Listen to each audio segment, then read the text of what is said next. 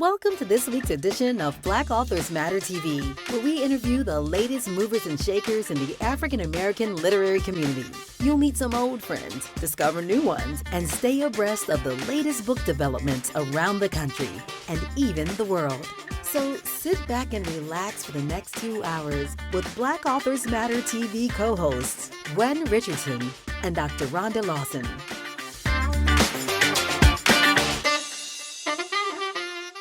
Good evening and welcome to the April 1st edition of Black Authors Matter TV. I'm Gwen Richardson, your host for tonight. And it's not an April Fool's, but Rhonda won't be on the show tonight or next week because she has a professional training thing she had to be out of town for on the road. If she comes on, she'll be popping in, but she won't be on for the bulk of the show. And so you all have just me for tonight, and we have a great lineup of guests.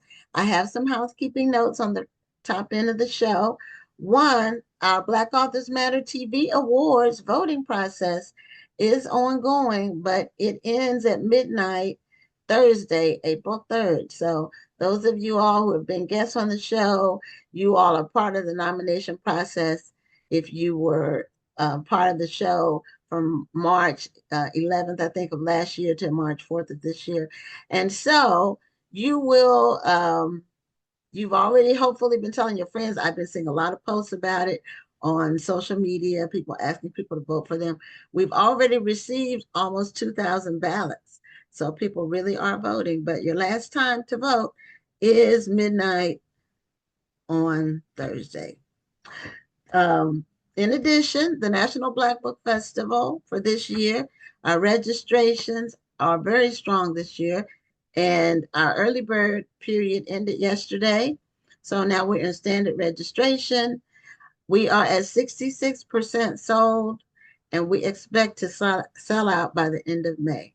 So if you'd like to participate, please don't procrastinate. That rhymes, but we do expect to sell out. And once we sell out, we're not going to have a waiting list because the drop-off is already built in to our registration numbers. So we do expect to sell out. And the website shows the sell-through percentage.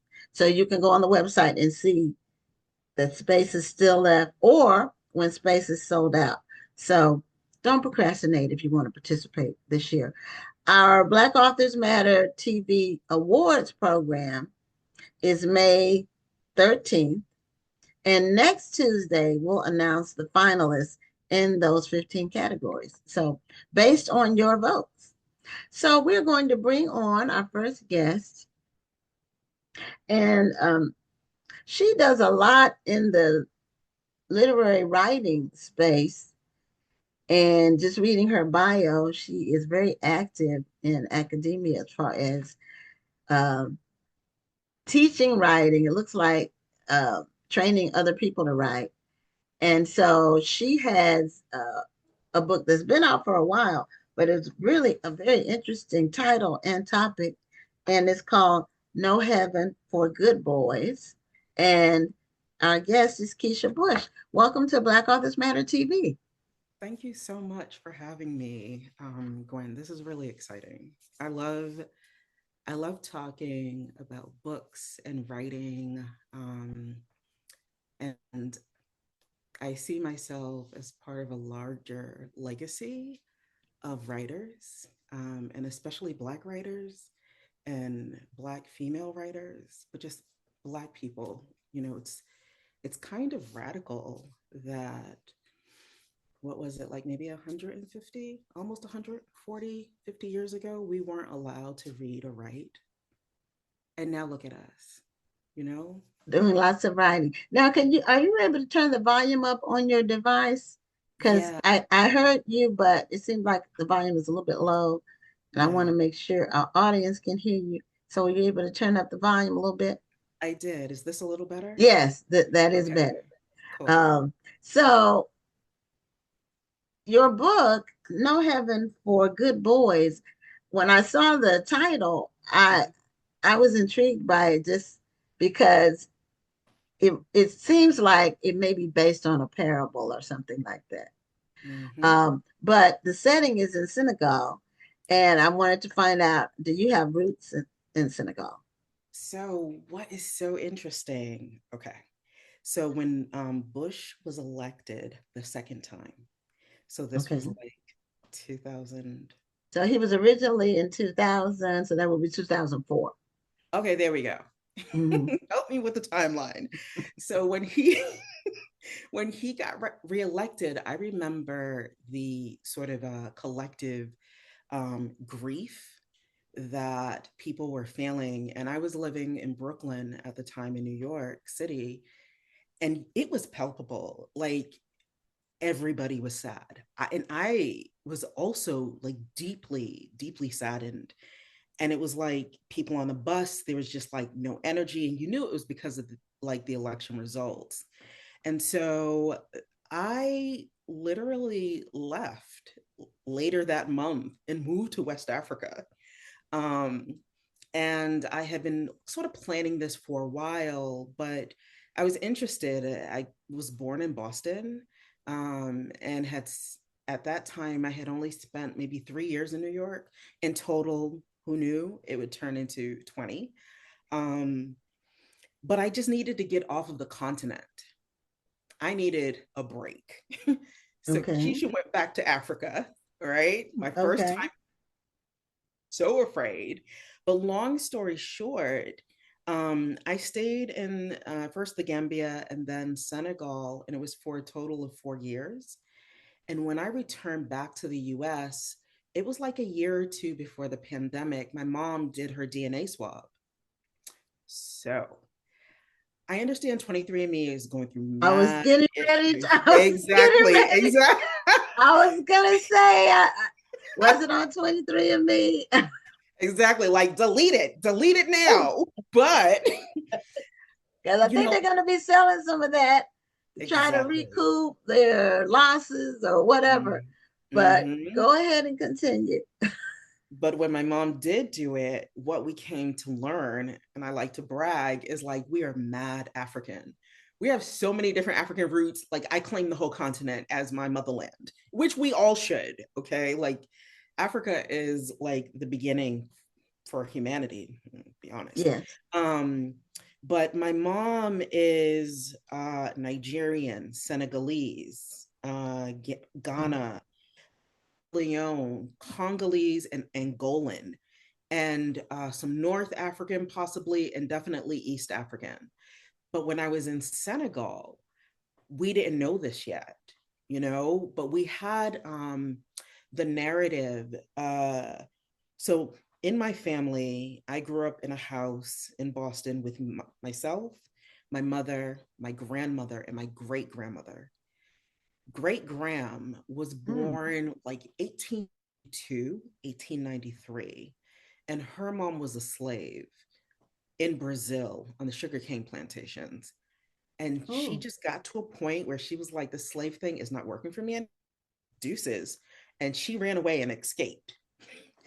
And she met this British Irish pirate, got on his boat, and I wonder like what sort of rituals and sort of protective work she was doing at that time, because they sail up to Honduras, where a lot of pirates were retiring on the island of Raton, which is why it's Anglophone, even though it's in a Latin American country in Central America.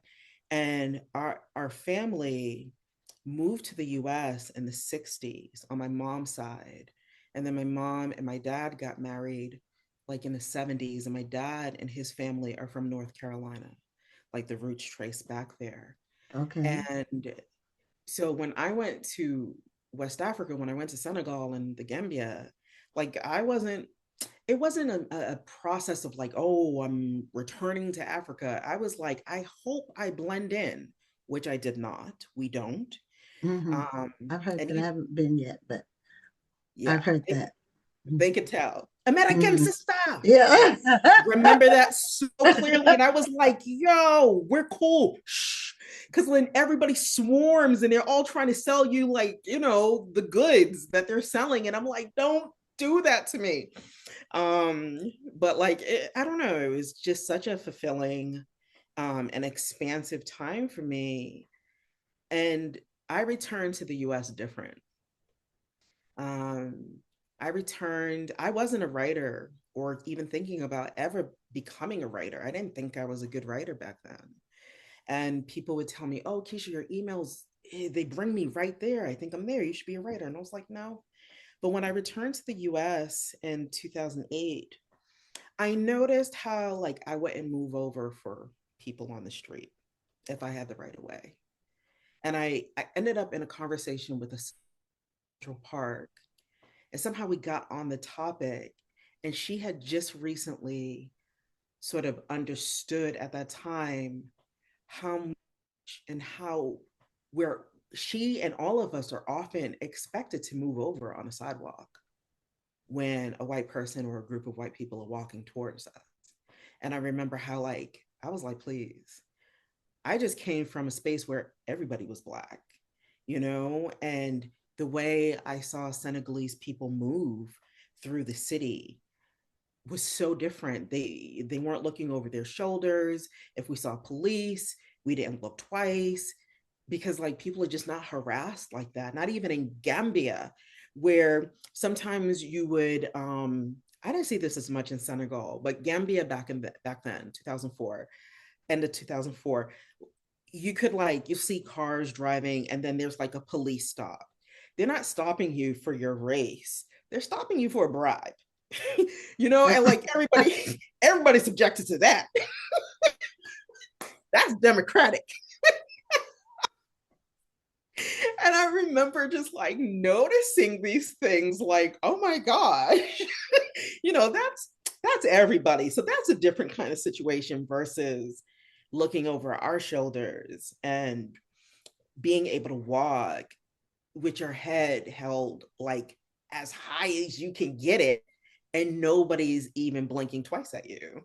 I was like, oh my gosh, every black person needs to come here, and like see it. And Senegal has such an entrepreneurial spirit to it. So yeah. Now, I live in Houston. Mm-hmm. We walk in our neighborhood, but we don't, it's not a Yeah. walking city because Yeah. it's too big and Yeah. it's too hot. Yes. So we don't, there's a little bit of walking downtown, but um that's not something that we really encounter because it's not like New York or DC or Yeah. Boston where Yeah. people are throngs of people walking on the streets. We're Exactly. in our cars. Yeah. Like So yeah. chilling. And everybody's rude.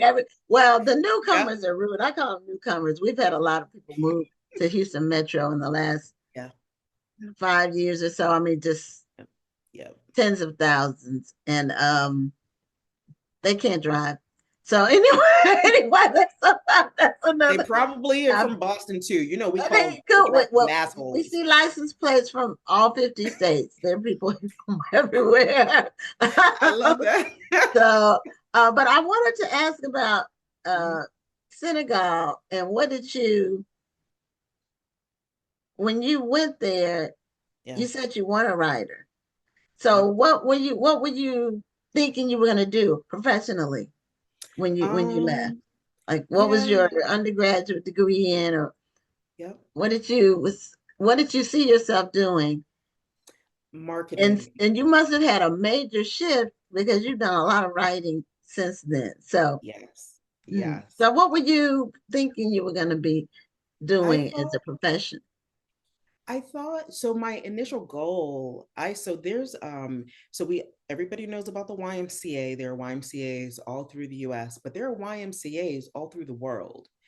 And in New York, at least, I had found out through some friends of mine who had gone to Hong Kong through the YMCA to work with like young kids, almost like a summer camp. And they Oh, had met there and they were back in the States, and like all of them are doing like, I have some really cool friends, like just doing amazing things. And so I looked into it, and the International YMCA, there's one in New York City. I went on the website, looked through it, and it turns out it's all, I wouldn't call it Peace Corps, but it's for international volunteerism. And I Okay. remember at the time, I had wanted to go to Ireland. There was one in Ireland, but I decided to just like focus on the continent, Mother Africa. And they had a program in the Gambia, they had a program in Cameroon and a couple of other places. Ghana was the other place. So I technically, uh, they didn't, they weren't so great. They weren't so like forward about me, like, oh, go to a country you don't know the language. So I looked at Anglophone countries, which was the Gambia and Ghana. So I was supposed to spend 3 months in the Gambia, 3 months in Ghana, and I end up spending like 2 months in the Gambia because I went to Senegal. And Gambia is in Senegal. So weird with the colonial borders and all of that. They're all the same people, but they have different names now because the Gambia was colonized by the British and then Senegal is the French. So let's move past that. Um, so I ended up going to Senegal and not moving to Ghana, and then just letting my airline ticket expire. I started dating. My boyfriend was fine, and I was like, I'm not ready to go back to the U.S. I got a lot going on here, and so I was working with the YMCA, sort of like in a voluntary role, and I was supposed to put together PSAs, like public service announcements, just sort of, they wanted me to do something I didn't want to do. And this was in the Gambia. They wanted me to like teach typing classes and computer classes. And I'm like, yeah, I could do that, but that's not what I came here to do. And so since it's misaligned, I'm leaving because Dakar, which is the capital city of Senegal, is popping off. Like I mean, just beautiful, is full of life. Again, that entrepreneurial spirit is there. And so I reached out to the head of the YMCA in Senegal and Dakar, and he let me move from the YMCA in Gambia to Dakar. And then I called up a friend of mine who's Senegalese he's in New York. And I was like, hey, I need a place to stay. Do you have family there? He's like, let me talk to my mom. So then I ended up staying with his family, and his sister had just come back from New York. And since they had been in school here in the US since middle school, she spoke like fluent English. She spoke New York English. So I had a translator as I tried found, took a French class. A Senegalese man connected me. He was like, oh my God, you need to meet my friend or my colleague, Dominique. And I was like, oh, you want me to meet a white French man? Okay. And then he sets us up to meet, and I see a Black woman from Atlanta. Like, of course. And so I got connected to like the Black American expat community. And I can't sit still for too long. So I ended up English as a second language. There is a lot of universities have other sites in different countries. So Suffolk University here in Boston has a campus in Dakar, and they have a campus in Spain. And like NYU, New York University, has campuses in New School to Paris, Japan. So a lot of the schools have been doing that, I would say, in the last 20 years. So like I found work, and then I was just living my best life, I'll be honest. Oh, okay. Yeah. Um, did you expect to stay as long as you did? No, I didn't. But I'm glad that I created the obstacle that caused me to stay, which is letting airline ticket expire. So then I couldn't come home and having to find a way to land on my feet, if that makes sense. Hmm. Because a traumatic experience back here in the US that pretty much triggered, along with the Bush reelection, find like who I was, that person who has that drive. And I was struggling. I was afraid of making decisions. Now, does that YMCA program still exist? It actually might. Let me Google it. I Because love that would be some useful information for people, yes. people who might want to do some study abroad or just travel, Yes. where it's organized travel, Yep. where they can connect with a U.S. based entity, just because Yep. familiarity with U.S. systems and customs and that kind of thing, even though Yep. you're in another country. So I Yep. didn't know the YMCA had that. I know there's some others like study abroad programs, and there used to, Mhm. a friend of mine was in her first job out of college was it Youth for Understanding or something like that. Mhm. Anyway, Mhm. I don't even know if they still exist, but it was a study abroad. Well, it brought students to the United States from other countries. Okay. It was one of Okay. those where the Yeah. students could come here and live with a family Okay. for X number of months or whatever. Yeah. The YMCA, one little detail that I forgot actually to add was once I like applied, went through the process, and the YMCA and the Gambia, like I was accepted, right? Like you go through the process to get accepted.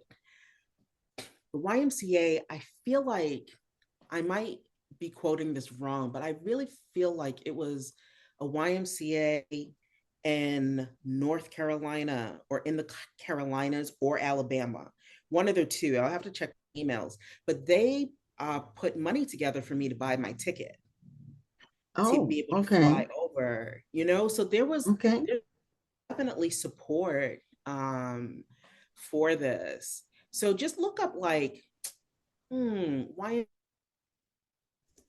Well, I didn't um want to do it now just because we I have a know. limited amount of time and we want to talk about your book. Yes, So, we only have about 7 minutes left. So we I want to talk know. about your book, Yep. No Heaven for Good Boys. And do you have a copy of it handy? I do. Where is it? I wanted to put Oh, there we the go. cover on the screen, and you can tell the audience what your book Hello. is about. I know it's the setting is in Senegal, and I Yes. saw that, and I said, that's an odd title. Just the Yeah. words that whoever created the title put together to make a title. Yes. It sounds like a parable, So, or No Heaven for Good Boys, my elevator pitch is basically it's a modern day retelling of Oliver Twist. But my Oliver is Black, Muslim, and lives in Africa because he's African. He's Senegalese. okay, And when I started writing it, I didn't have that in mind. It was in a class, a workshop, a writing workshop that a classmate was like, "This is like a modern retelling of Oliver Twist," and I'm like, "Yes, that's exactly what it is." Thank you for that, man. Your okay, classmates, and be that brilliant ended like up this being your sometimes. tagline or Yeah. one of them. Mhm. And so the title is literally is a is it's a title of irony. Um, Mm. so because my Senegal is like 96, maybe 97% Muslim, although there's a very strong Christian community there. And what I love about Senegal is you get all the holidays. You get the Muslim holidays and the Christian holidays. I am like, sign me up. We get the Buddhist and the Jewish holidays too. Like, let this be everybody's land. I am for it. Um, and so within Islam, and I practiced Islam as a kid when my mom remarried her second husband, and or when she married her second husband. And so in being in moving from Christianity to Islam, one of the things that when I was 12 years old was this understanding that like when men die and they were a good person, they go to paradise where they get 72 virgins. And I remember being 12 and being like, okay, I'm a virgin and I'm not going to be one of 72 for some dude. for some man, and I didn't understand it. My context was through the understanding of a 12-year-old. But it actually triggered something for me when we think about like Christianity and Islam, and this idea that we're told to suffer and not fight for equity because we will be redeemed in the afterlife. And there is sort of a struggle with that, right? Especially as Black people, as marginalized people in a country that has always been like, oh, you want things too fast, you want equity too fast, you want justice too quickly, you just have to sit and wait. And so for these young kids who are real children, actually, they're called the Taliban, and they're often given to a religious leader who is running a school, and young children, they can memorize the Quran between like 3 and 5 years. But instead of truly teaching these children, it's become a custom to literally put on the garb of a marabou, like a man of God, dark sunglasses, and collect children and then force them to beg. So it's a modern day slavery situation, and the estimates are that there are 50 to 100,000 boys who are subjected to this. They claim between the ages of 5 and 15, but I have babies as young as 3. And it Oh, just stuck with me when I moved back to the US, and the boys stuck with me. I was their banana girl. So they would see me and they'd be like, ah, shh, they'll talk to each other real quick, and they're like, ah, that's her. Banana, banana, banana. And everybody's like, what in the world is going on?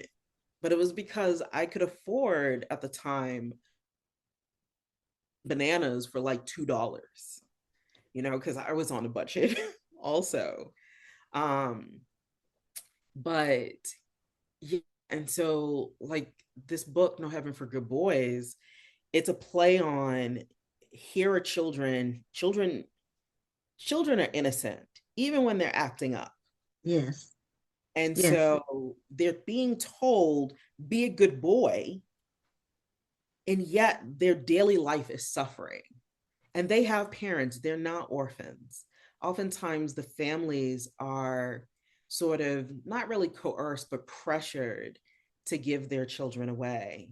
And so, when Senegalese people in the south of Senegal started to learn that their children were being abused, and this is while I was still in Senegal, these teachers, these men, started crossing the border into Mali and Burkina Faso. And, and then that's when it became a problem, sort of internationally, because if you bring children across a border, now that's trafficking. But Mhm. because it was in country, it wasn't considered so. Oh, But okay. it's still modern day slavery. So um I mean, it took 10 years, actually 11 years from the start of the first draft. I rewrote it because I didn't know what I was doing the first time. I, it's so interesting because like as a as a culture, we like things really fast, and we don't realize sometimes it can take to really like hone in on your skill and get it to a point. And I was determined. um only only for the boys. I want a Taliban boy who was a Taliban at some point, that when he grows up, whether he's reading a French version of it or the English version, to realize that someone loved him, that he was loved, and that there is a space in this world for his story. Hmm. Well, Keisha, we're at the end of our time. Yeah. It's a fascinating story. And I hope people get the book and learn more about this whole aspect of Senegalese culture. Yeah. And it doesn't sound like it's even limited necessarily to Senegal. So show your book cover again. No Heaven for Good Boys. And it's That's it. available wherever books are sold. Yeah. And congratulations on that and all your fellowships. I didn't get a chance to talk Yeah. about that, but go online and I think your website is yourname.com. It Yes, is KeishaBush.com. KeishaBush.com. Yep. And you can learn more about all the different writing things that she's doing. You're doing a Yep. bunch of stuff for somebody who didn't plan to be a writer. Yeah. Exactly. Yes. So the Like opportunity's there. we have super skills and our experience brings so much. Never think that you can't do something. At least try. But you try, you really need to give it your best shot. And it took me 10 years to give this my best shot.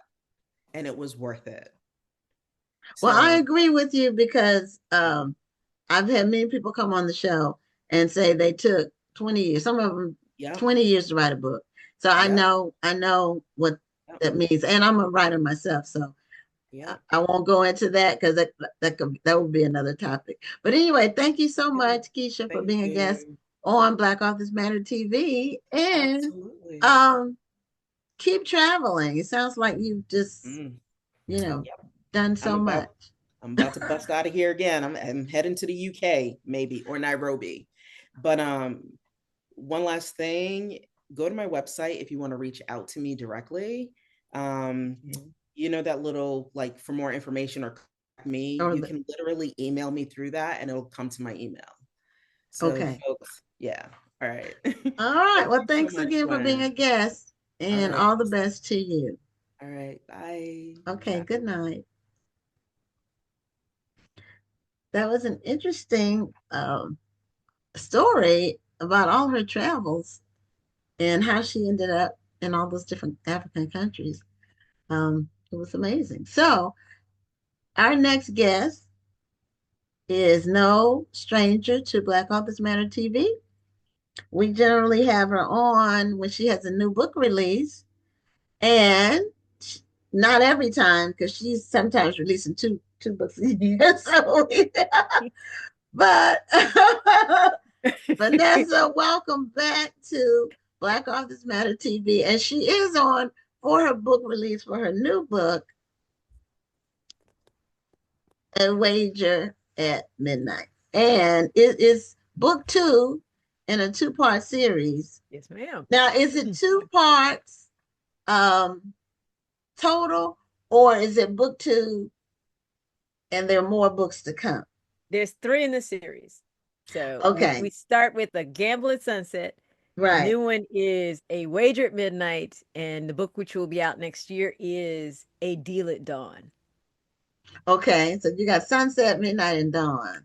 That was the connecting thread for the Yes. series. You know, it's interesting how people come up with threads, connecting threads for Yes. Yes. books. Yes. And they're all clever, you know. It's a clever twist. We Now did tried, you but this one should have been called A Wager at 10 p.m. because I did a midnight release. That was hard. so did you do a live event for your midnight release? Yes, Did a so live virtual event? no, a live event. Oh, you So did a live in-person event. yeah, I cooked because if I'm gonna have you out at midnight, I gotta feed you. So we met. Readers came to the Bookworm in Powder Springs, Georgia.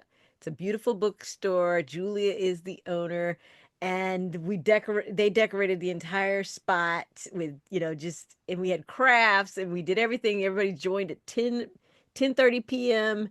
and everybody stayed until like 12:30 a.m. And so we rang in the book at midnight. It was a lot of fun. Oh, okay. Now this was on release day, On release, which was yeah, last Tuesday, I believe, last wasn't it? Tuesday.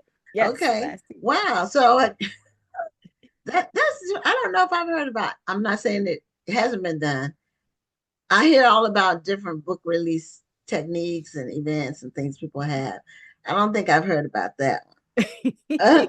So did you do it at midnight because of the title of the book? Yes. Yeah, Okay. that's why I should have been at 10 p.m. A Wager at 10 Okay. p.m. would have been a much better title. No, but I think that's great. If you were able to get some people to stay up to do that. Yes. Yeah. But in Powder Springs, Georgia, you said, because that's right outside of Atlanta. My Mhm. niece used to live in Powder Springs. So yeah, she moved to she's in Charlotte now. Okay. Yeah, Okay. but she was there for a while. And so tell us about this series, Okay. and is it one continuing character? Is it So we what is it? What is the common thread that connects them all, other than the time of day or a state of yeah. I guess weather or existence or time, state of time, the So sunset, the midnight, and the dawn. y- So yeah. So the whole series is about the Wilcox sisters. So in book one, you meet mm, Georgina Wilcox. In book two, it is Scarlet Wilcox. In book three is Lady Hampton, the eldest sister, formerly Catherine Wilcox. She's Catherine Wilcox Palmer. She's a widow.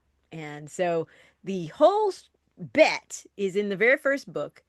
Um, Lady Hampton, when she was younger, was involved with the Duke of Torrance. Let's put that way. They were involved, is what you know. And she can't stand him right now. The Duke of Torrance is black. He is Russian and he's also English. So he's biracial. And this follows the true history of Ganabal, who was adopted by Tsar Peter. And he was an enslaved young man who's brilliant. The Tsar adopts him as his godson, and so starts the Ganabal line. And Queen Elizabeth's uncle is actually related to this line. So when I found all that, I was like, we got to put some connection into the book. now you always write about some real obscure people. Yes, Real. I don't mean ma'am. real obscure. I mean real obscure people. Well, they're So where do obscure you for a find these reason, though, obscure right? people? Yeah. See, How do you where do you find them? the some things come to you. So when I'm looking for something, like I'll be looking for something specific, and all of a sudden I'll see an advertisement in an old newspaper clipping, or I'll run into a scientific paper, or I'll run into the court proceedings of a famous case. And so I'm a firm believer, when you find some goodies, you screenshot it, you download it, you will never find it again when you're looking for it. And so I have these files where I Well, just that is keep. true. Woo! There are whole storylines I could have done, but I was so busy, I can't find it anymore. And there's stories that are just, yeah, you can't find it. So my whole thing now is, if you see it, you copy it and just store it away. And someday you'll be able to use. So I go in this little file, a folder, and I look at pictures and I look at little snippets of history, and I'm like, what would be a good story that's going to make people laugh, learn something, get a deeper understanding of our whole story? Because our whole story is not just enslavement. There are other Definitely not. aspects Mhm. of our history. When they say we were kings and queens, we literally were kings and queens. That's not a fairy tale. And then you've got like the kingdoms and queendoms in Haiti during the time of the Regency. So it's like there's so much history we don't know. And if I can just do a little bit to enlighten some people, I'm going to do it. So we have the Duke of Torrance. His loser best friend who married Catherine is dying in the first book, and he's got to confess, because when you die and you got to confess everything. So the Duke comes, he doesn't want to come, and he hears that this man has lied to the woman he loves, Catherine, the oldest sister, and he figures out why the oldest sister hates him. And so he really just wants to kill Tavis, even though Tavis got like 5 more minutes to live. He really want to kill him there, but that would be bad. Not hero-like at all. But he decides to stay in London instead of going back to St. Petersburg, Russia, and he's going to fix everything that Terrence that Tavis messed up. And his hopes is that the older sister will see that he is really a good guy and that she will love him again. But she can't stand him and she wants him gone. And after a year of trying to get rid of him, he's sticking around. They end up making a bet, and he says, "You know what? You've been so busy trying to run your father's coal business." And the coal business, by the way, is modeled after Caesar Picton, who was a wealthy black man during the Regency who figured out that rich people don't want to touch coal. And so he hand delivered coal to all of the rich residences in Mayfair, made a lot of money, built a beautiful house on the Thames. And so that family is modeled after Wilcox, because Caesar Picton's daughters married very well. So um, the Duke decides to stick around. He makes a bet with Catherine that he now knows those sisters better, her two younger sisters of marriageable age, better than she does. He can find them great matches. And if he does, before she can, then she has to marry him. And she's like, oh, no, no, no, I'm not getting married again. I'll rather be your mistress for 6 months. And he thinks about it and he's like, that'll work.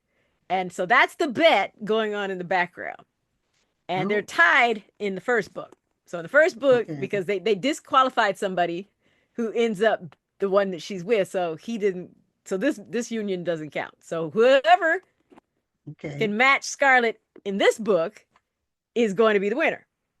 Now Scarlett's got her own determination, because she's literally at the end of that book, she was blackmailing the Duke because she discovers that he's got the blood disease, and that he's been trying to keep it a secret, because Scarlett's a very smart young woman.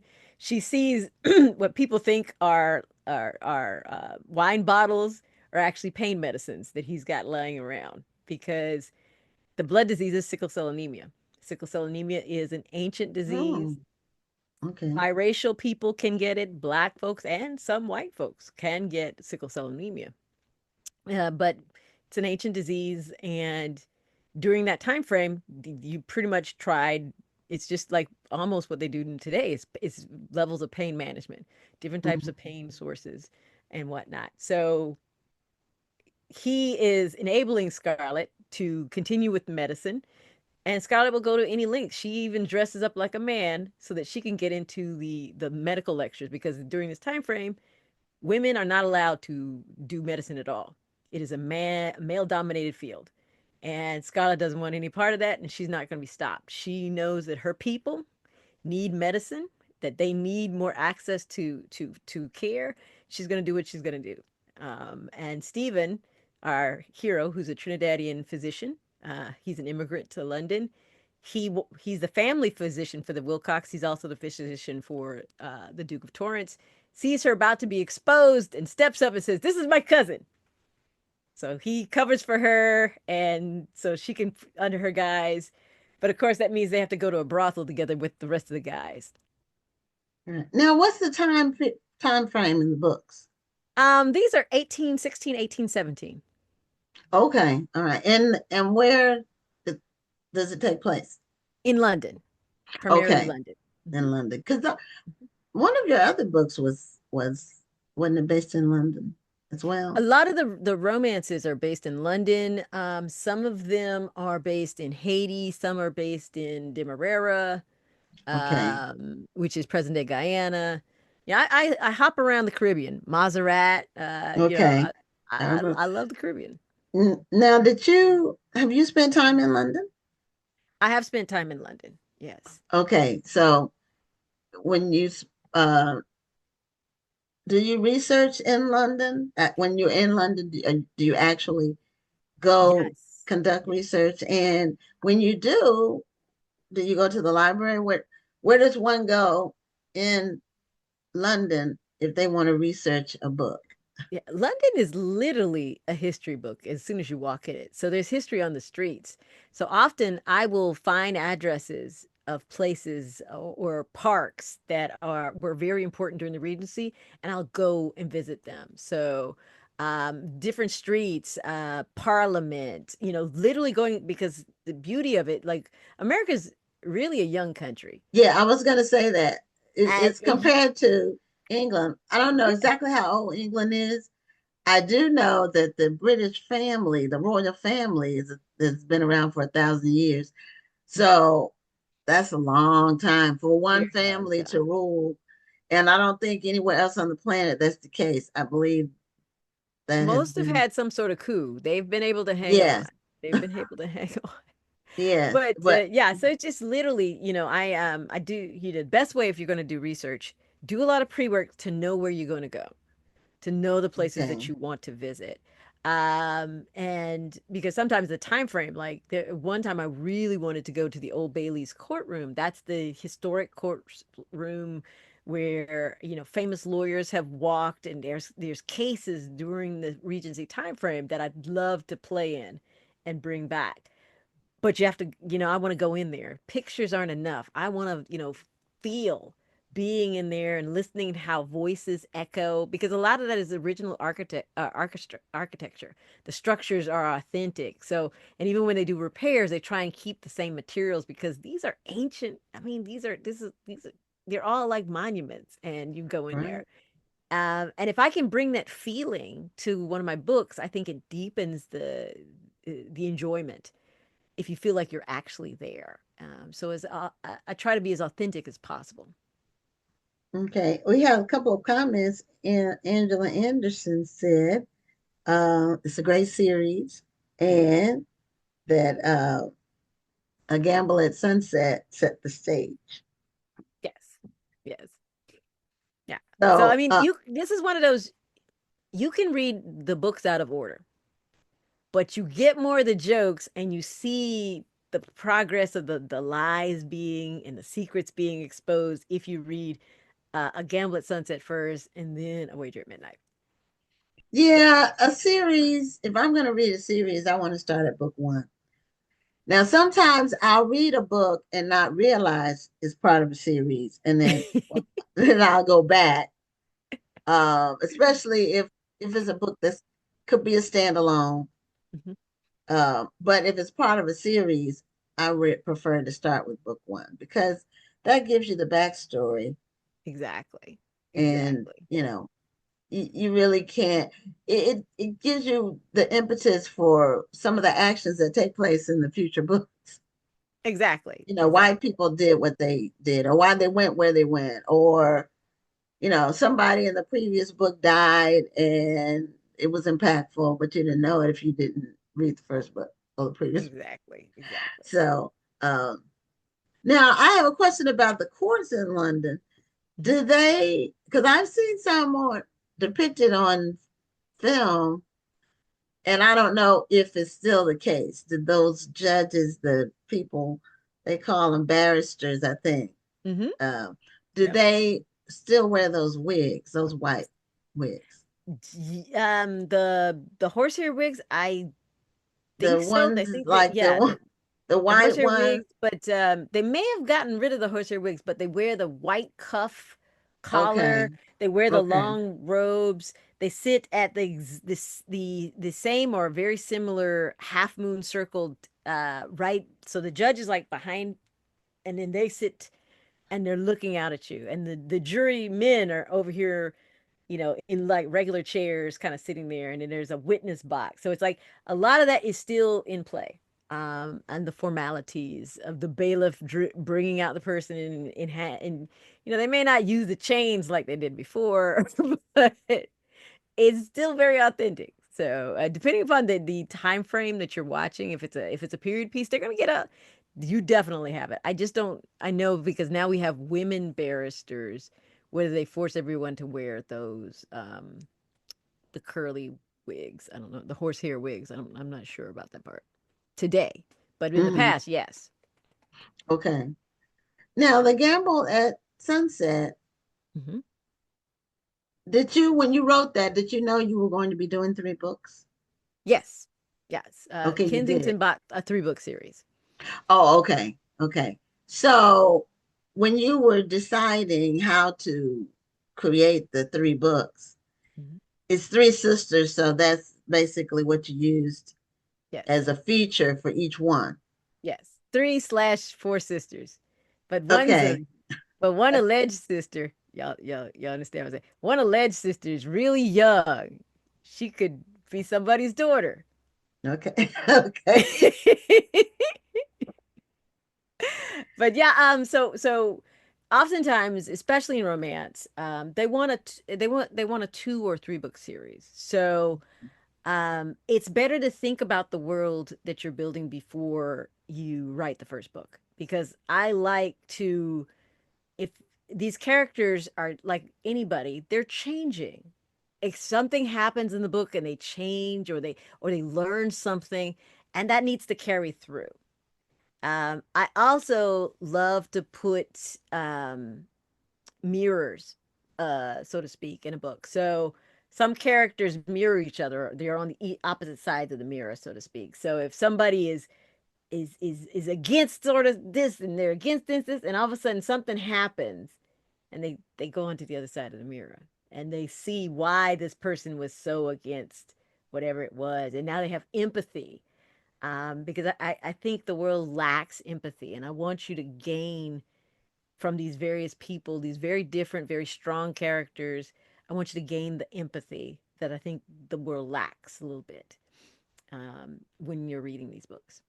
But you got to go in with the whole. To me, you got to know the whole world. One time, I was writing for Entangled, and they wanted a fourth book, and I was like, there was only three women. What do you mean a fourth book? And I had a throwaway line in one of the books about one of the characters having a sister. So that became the fourth book. Okay. But that is just pure happenstance. God loves me. And because normally I'm like, I planned this out. What do you mean I need a fourth book? It was a 3-book series. So Now, how do you go from writing those epic masterpiece books about real people to writing romance? It okay. seems like it's one side of the brain versus the other side of the brain. Well, How- they're all different types of sagas, right? So for romance, it's I've collected bits and pieces of history, but I don't have somebody's whole story, right? So I have Caesar Picton's story, but I don't know who his daughters were. I don't know who they actually married. I don't know how, I can kind of, from the history, I can figure out how long he ran the business, but I don't know what happened to the business after, who did he pass? So there's like so many holes in his story. It's hard to do it as a historical fiction, but I can model them in this other story I'm writing. So that's a lot of the modeling. For the historical fiction, usually I do so much research, like cradle to grave it. I know what this person did, every aspect of their lives. And if there is a gap, I have enough information I can surmise what, to fill in the missing pieces. At the same time, I've done enough research so that I get a feeling of who they are. I don't want to write about somebody and mischaracterize them. I want to do honor to these people because, like you said, these are folks that people don't know. Right. And this may be their first introduction to this history. So I'm meticulous in figuring out who they are, who they interacted with, who they loved, if they had children, all the different connections, and then the time that they're in. What political struggles are going on? Because usually these people who do great things are battling not just themselves or not just their community. They're usually battling a political system that is trying to take away their rights or to force them in some little tiny box. And they somehow have broken out of this. So you got to be faithful to all of those different aspects. You got to do a lot of research. So that's why you get the hundreds and The hundreds of 500 page uh, versions tome, the of books. 500-page tome. There you go. You get that because I'm doing. And your meticulousness, I think this is the word, shows, Thank you. because the attention to detail is amazing in those books that are really sagas. They're really biographies, but they're historical fiction. Hmm. They're fictionalized accounts, but they really. Now, for those who don't know you, and this is maybe their first time seeing you, they may not know that your profession, I believe, is an engineer. That's what you were trained as. Hmm. Yes. And tell us a little bit about how you went from that to writing novels. Yes. So as a young person back in high school, I was gifted in writing. So I'm winning writing competitions, and I'm also gifted in math. I'm on the math team. I'm in science club. I'm getting the gold medallions and big dirt prizes.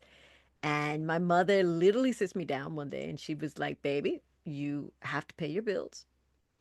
This writing thing is nice, but engineering will, and she's absolutely right. Engineering pays all the bills. It's very safe profession.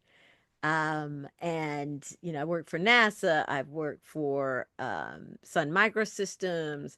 I've worked for Hewlett Packard. Did some telecom startups, and yes, it's exciting. But I do remember I had a boss who looked at a report that I wrote on diecast manufacturing, and they were like, "Vanessa, this is too interesting. You need to tone it down." We don't need all this for what the lineman thought and all these different things. We don't need to tone it down. When you have a gift, you've got to do something with it. Otherwise, it'll come out or it'll be taken away. So you've got to feed your gift. You've got to do your gift. And so I literally had to sit that point in my life. I had to sit still for 6 months, and I wrote one of the first versions of Madeline's Protector, and it was cathartic and it was fun and being able to build these worlds. So the rest is history. Oh, now do you still do your engineering work? Not as much, still random consulting, but this is primarily 100%, writing because, it's fun. And as you said earlier, I got a lot of books coming out. So I've got some You things do. in I mean, contracts. I'm amazed at how I think in the 5 years or so that you've been on, well, the show will be 5 years old in July. And you've been on every year with a new book, and we have not covered all of your books that you've released in that time period. Yep. So, Yep. Yep. so you are doing a lot of writing. And in the meantime, you've written, I think, 3 books that are at least 400 pages. Is that right? I mean, I'm Yeah. going from memory, but that, You are yeah, and absolutely right. Because I that's a think, lot of writing. yeah, I think you were with me with Island Queen, Yes, and then yes, we've had Island Queen and Sister Mother Warrior yes. and Queen of Exiles. So Yeah, the those are last three time you were historical on was for fictions. Queen of Exiles. Yeah. So Yeah, we three didn't have you historical on with fictions. the Gambit book. We didn't have the Gamble at Sunset Yes. Or because I think it came. the Lady Worthing mysteries, because that's the other genres, right? So we've had the Yeah, Lady you were Worthing. on for something else too, I think. Could be a different But lady, but baby. you've You been never know. It's all you've been doing a lot of things. So I'm just amazed at how you're able to produce so many words. I mean, it's a lot of words. And and I say that as a fellow writer. Um, my gift is more uh to be generally succinct, but I don't know if I could write like how many words is 400 to 500 pages? You're looking at what, maybe 125,000? 100,000 to 120,000 word story. Okay. Yeah, I don't know if I have that many words on any topic. And my 2 novels, they're like 70. And that was like stretching for me. Because I generally do shorter pieces on research topics, Hmm. topics of interest to me. Or like with my children's books, children's books are like 1,000 words. So that's a quick write. It's the illustrations is what Mm. take the Takes you a time. minute. Takes you Mhm. time. Yeah. I Yes. No, I I'm pretty prolific. you I are. write every day. So I'm Okay. training myself like it's a muscle. Okay. And when you write every day, and it could be just as little as 100 words a day, Mhm. but that makes it something you have to do, something you cannot not do. And so you get all your senses, everything engaged, so that I have, deadlines are real. I signed contract. This book is Right. due Right. at a certain time frame. Uh, Right. by And you writing don't every want to day. try to do it all. You can't. Something like that when you need that many words, you can't like put it off and try to cram it all in 2 weeks. It's not, it doesn't work like that. No, no, It, you Cramming is hard because, like, Yeah. I like to run themes through the book, so I like to tie things together. And if Mhm. you cram, you may not necessarily get all the themes, or do as much as you would want to do with the book. Especially in the historical fiction, there's so many things I want to make sure that are said. In addition to honoring these people's lives, it may be a way of showing people how to resist under difficult circumstances, showing people how to be resilient or how to navigate a world that may not necessarily want you to succeed.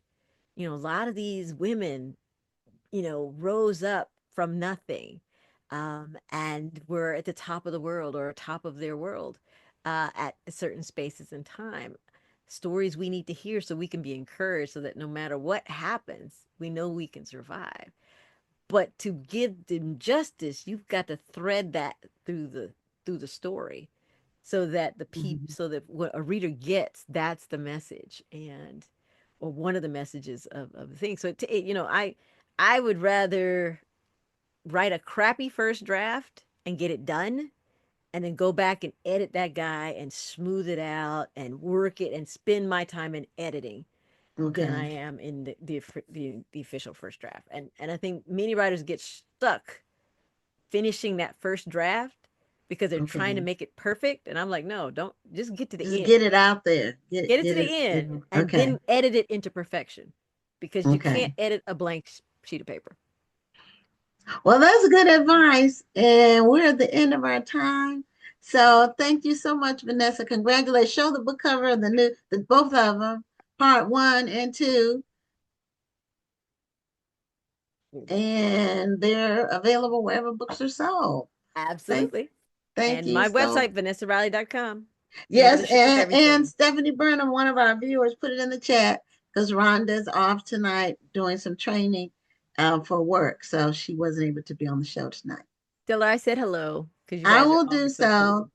Thank you so much. Good Bye. night.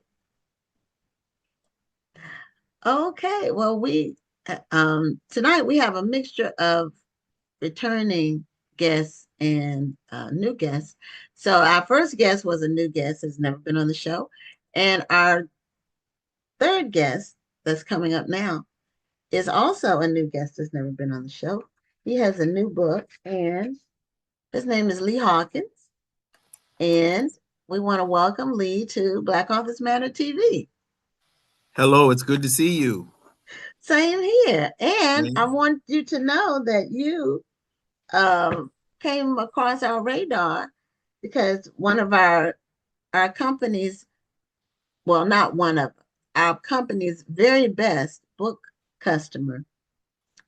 And we don't even retail books anymore except to specific people because we had a store at one time for 10 years. But anyway, she's been our customer for 22 years. And she listens to NPR and she hears about books. She listens to it every day. And she told us about your book, and then we did some research. And that was why we invited you to the show. That's how it came across our radar, because there are different ways to hear about books. And with so many books being released, a lot of times we get alerts and things like that. But your book sounded really interesting. And do you have a copy of your book with you? I am Yes, ma'am. It's called I nobody's Am slave. Nobody's Slave, How Uncovering My Family's History Set Me Free. And Oh, please thank that young lady for recommending me to your show, because I strongly believe that Black authors matter. And this is the yes. audience that I'm trying to get through. I've had a lot of mainstream recognition, but this book Okay. I wrote for our people. It's okay for people from outside our community to read our literature, but this was a book that I really wanted to write for the liberation, the internal liberation, mentally, spiritually, physically, liberation of modern Black Americans who descend from slavery. Okay. And it just that she lives in New York and she's in her 80s. The lady that Amen. recommended. Yeah. Okay. She buys books. It's amazing. And she gives them away to people. She just She loves books, mostly nonfiction. And really, the fiction that she likes is historical fiction, which is really like real life. But she does that. So tell us about. Is this your first book? Is this your Yes, debut book? ma'am. Well, Yes. congratulations on that. Now, Thank you. before you decided to do this book, what did you do every day? What was your profession, or what has Well, been your profession? most recently, I was a reporter for the Wall Street Journal for Oh, 19 years, okay. and covering business. I Mhm. covered a lot of different beats there. I did a lot of interviews on camera as well, but also covered General Motors. I covered during the pandemic the New York public schools for 2 years because at that point I was very interested in the long-term effects of childhood trauma, adverse childhood experiences on Black and Brown children. And I wanted to see how that would manifest in the pandemic. And so I was blessed to be able to cover the New York public schools, which is only 15% white students. And it's the nation's largest school district. And so with over 1 million kids at the time. And so I covered that. And I also was a member of the team of Black reporters, mainly Black reporters, who came together at the Wall Street Journal to write a um, a series on the Tulsa massacre of 1921.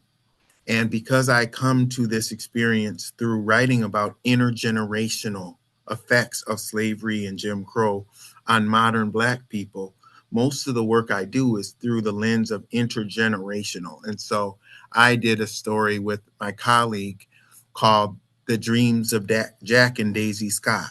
And that story showed how the Tulsa Massacre affected the family for 3 generations after, to give Okay. people a sense of how these atrocities that were committed against our people, despite the fact that we thrived, despite it, how we still carry some of the effects and how it affected our families and sometimes splintered our families, um, and that toll that took. And so for me, I've always been curious about the world, and it's rooted in being, I talk a lot about in the book about getting whoopings as a kid and how conflicted I was about that. And a lot of my whoopings came from being curious. I came from a family with a father who loved me dearly, uh, and he was from Greenville, Alabama. He Okay. born in 1948, and he moved north when he was 12 because his mother tragically was died, and the decision was made that he would move north to live with a sister and a brother-in-law who had already moved there. But my point is that his mind was very locked in Alabama still. And a lot of the rules of the South were the rules of our home in Minnesota. And so the idea of a child being seen and not heard was prevalent in my family and prevalent in my church community and in my village, that there were just things that, children should stay out of adults' business. And for me, being a curious boy, and just having rational questions and logical questions about certain things. Well, why can't we talk about Alabama? What happened to your mom? Those kinds of questions were the things that got me in trouble. But the things that got me in trouble are the things that are allowing me to make good trouble now. Okay. Well, that's a good way of putting it. Um, Now my roots are in the South as well, and Where? North Carolina. Both of my parents are from North Carolina. Okay. They're deceased now, but um, then we moved to Virginia when I was 8 because my father was a pastor. So we would move, he would get a pastor, a bigger church.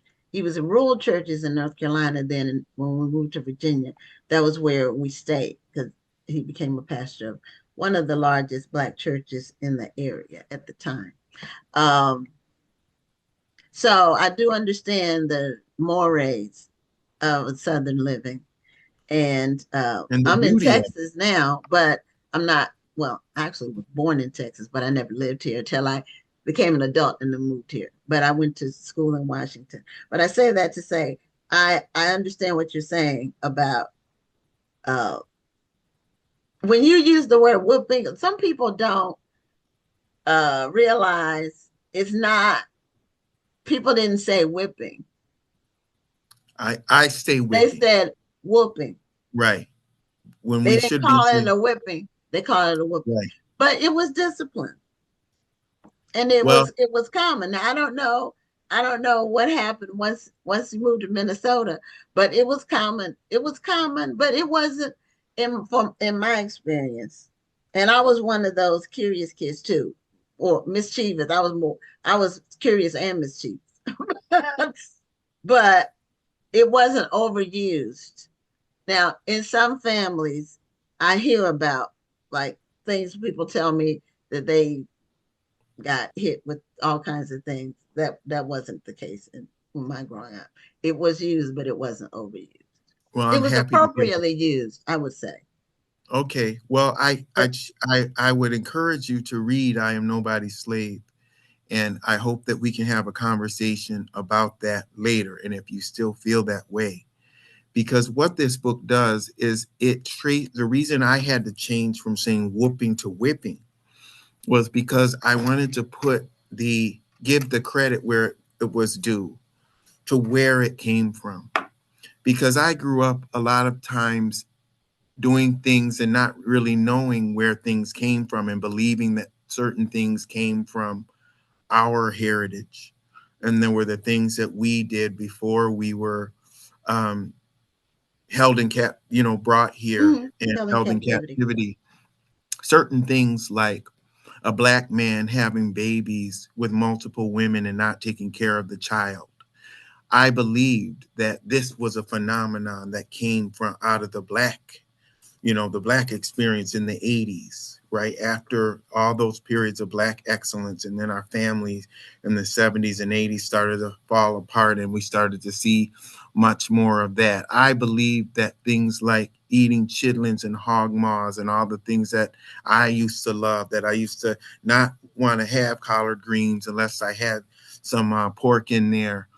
I thought that the chitlins and things that we used to eat on New Year's Eve, I thought that came from our heritage. I believe that the belt was something that had to be done to Black children because Black children could not be, we couldn't have any freedom because we could get killed by the police or we could get killed in the streets. But I didn't know where that came from.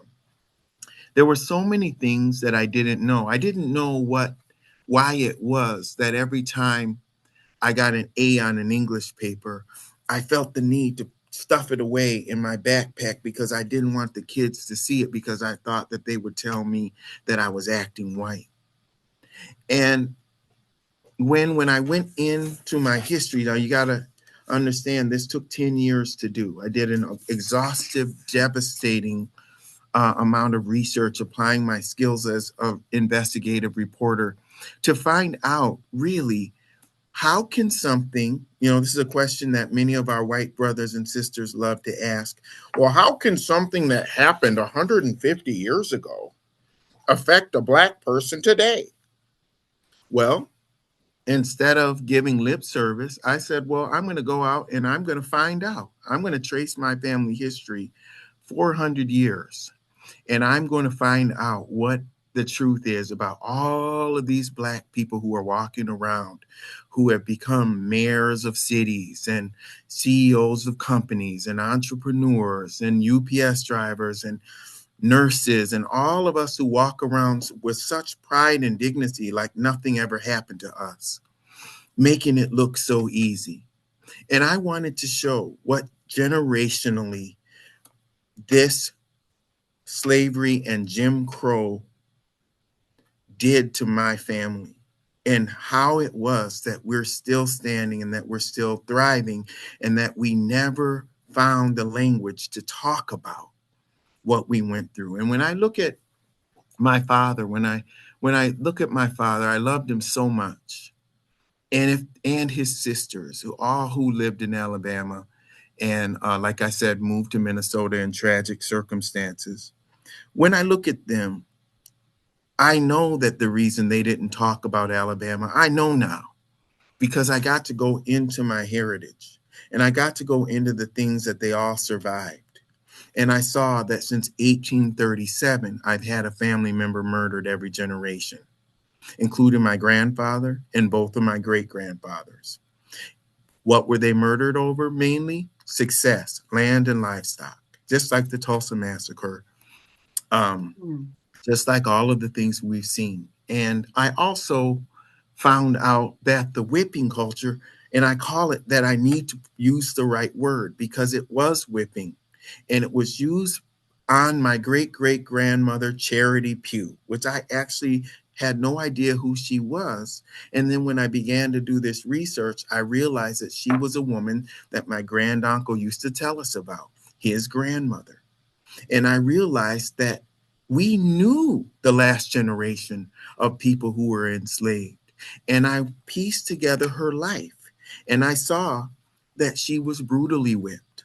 And she was also a victim of sexual assault, which is why 20% of my blood is DNA is from Wales.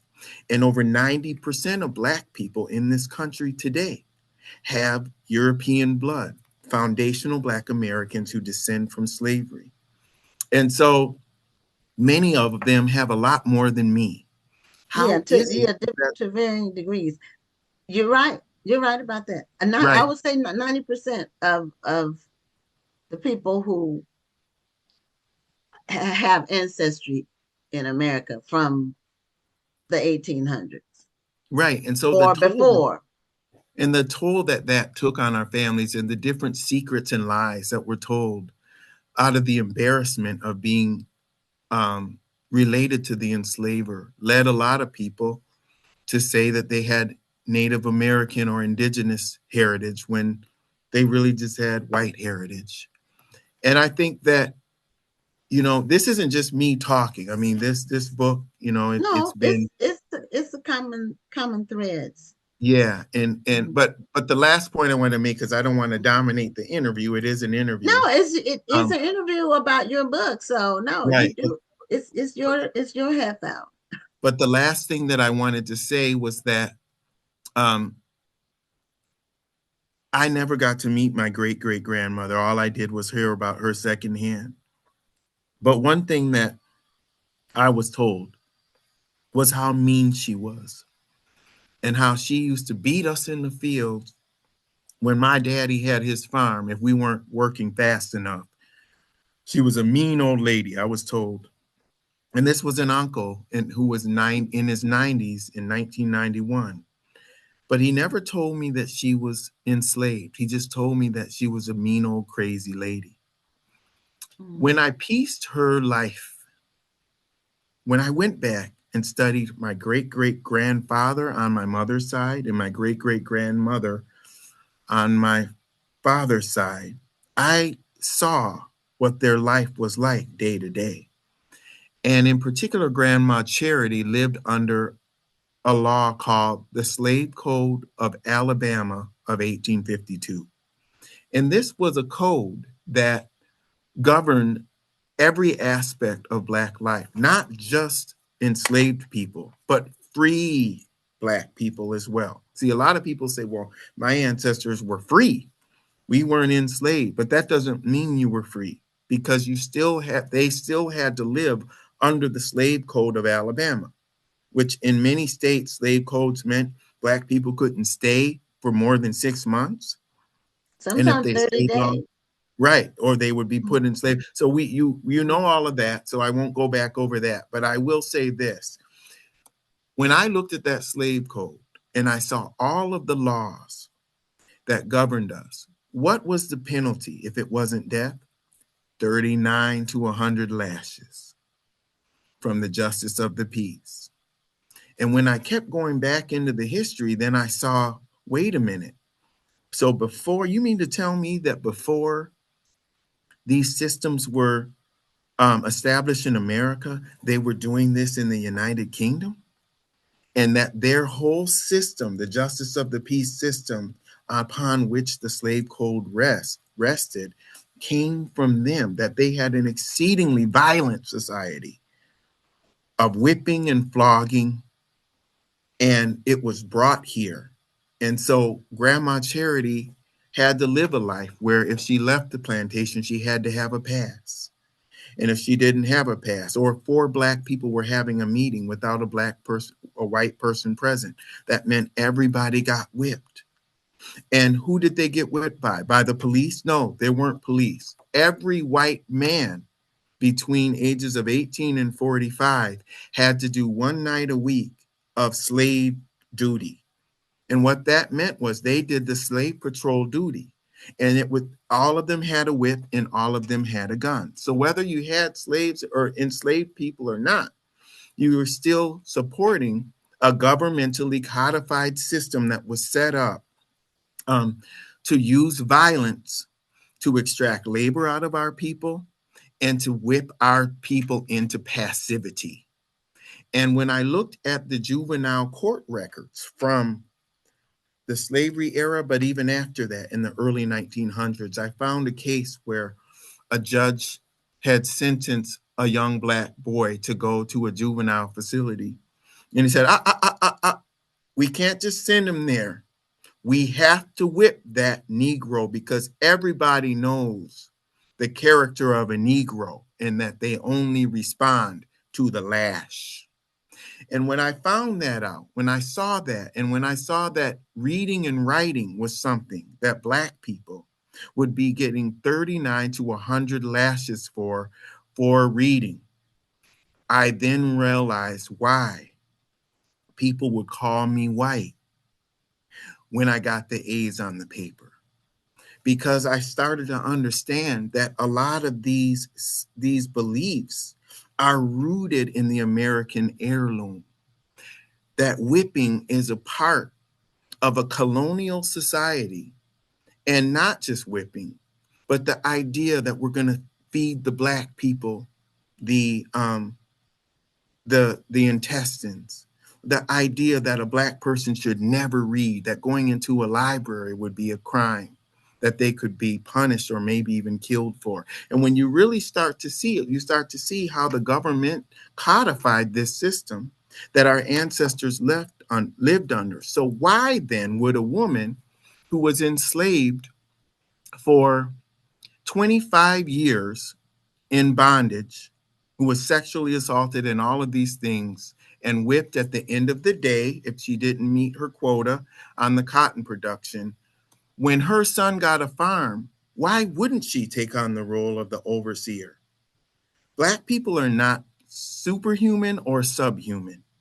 We have the same psychological effects that anybody who goes through trauma goes through. We're not built more for trauma. And so this book opened my eyes. Studying this book opened my eyes to see the modern connections and to understand not to judge my parents for the brutality. And you'll see in the book that there's a situation that's really, really tragic that happened to me as a child as a result of discipline. But not to judge my parents through that lens, and to understand that the normalization of all of this led us to internalize a lot of these things and take ownership of pathologies that were not ours, that came from white people. And I think this book is not meant to beat anybody over the head with the history that everybody's trying to run from. It's really telling the truth about the history through the story of one Black American boy and one Black American family, a devastating account of truth, to the point that I hope this is an American classic, because we need our children to know from whence we came and the fact that we thrived, not always because of America, but most often despite America. Okay, I do have a question. Are both sides of your family from Alabama? No, my father's side is from Alabama, and my mother's side that great-great-grandfather who was enslaved for 16 years and then ran away and enlisted in the Civil War and was wounded in the Civil War. So this is a man who went through bondage and then a Civil War, okay? And then he started a farm. And when he started a farm, the discipline was whipping his children with the leather from the horse's harness. Now, where do you think he got that from? But my great-grandfather, that was his childhood. And that was what he chose to do with his children. They built beautiful farms. They moved to South Dakota, and they were some of the first Black people in South Dakota. The Blakey family, they're written about in books, and they were titans. I'm so proud of my family's legacy. But the one thing that was really hard was the legacy of slavery and a lot of the different things that made it, that made childhoods traumatic because of a lot of the things that weren't confronted. For instance, that great-great-grandfather from Missouri, I found the ad that says at the top, public sale of Negroes, and he's listed as a 10-year-old boy. And in that ad, we see why my family to this day, when we have a family reunion, we have 3 different last names, but we're from the same family. How is that? Because of that transaction in 1858, when they were all sold and separated from one another. Thank God that my great-great-grandfather, after the Civil War, went back and found his family. But, so yeah, my family, the truth is, foundational Black Americans, a lot of us go back to the South. And like you, I was raised in the church. I spent my whole childhood and a lot of my adult life around gospel music and singing in churches. And for me, that was the power. A lot of people have been have strayed from the church for different reasons, usually because of people, not necessarily because of God. But for me, I trace anything great that I've ever done to that community that I grew up in at Mount Olivet Baptist Church. And I'll tell you, when we walked into the service and devotional was coming on, and you remember they would have the elders up in front, and some of those ladies were 90 and 89, and some of them were over 100. Mother Massey, she was the matriarch of our church, and I would walk in and they would be singing,